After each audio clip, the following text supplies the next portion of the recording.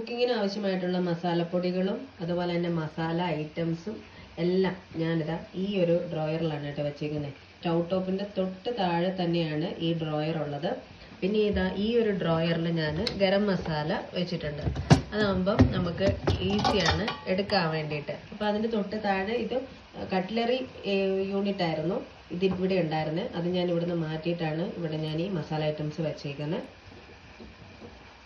അപ്പോൾ ഇത് മുഴുവൻ മല്ലിപ്പൊടി, മസാലപ്പൊടികൾ, കടുക്, ജീരകം ഇതെല്ലാം ഞാൻ എഴുതി വെച്ചിട്ടുണ്ട് കേട്ടോ. പിന്നെ ഇത് പെപ്പർ, ഉണക്കമുളക്, സാമ്പാറിൻ്റെ പൊടി ഞാൻ ഇവിടെ വീട്ടിലുണ്ടാക്കുന്നതാണ്. പിന്നെ ചിക്കൻ മസാല, മീറ്റ് മസാല, ഇത് കായത്തിൻ്റെ പൊടി. ഇത് ഈ സീസണിങ്സ് ആണ്, പാസ്തയും പിസയൊക്കെ ഉണ്ടാക്കുമ്പോൾ ഇടുന്നതാണ്. അതുപോലെ തന്നെ ചോറൊക്കെ ഉണ്ടാക്കുമ്പോൾ ഞാൻ ഈ പൊടികൾ ഉപയോഗിക്കാറുണ്ട്. ഇത് ചെറിയ ഉഴുന്ന് പരിപ്പ് നമുക്ക് കടുകൊക്കെ പൊട്ടിക്കുമ്പോൾ എടുക്കാൻ വേണ്ടിയിട്ട്.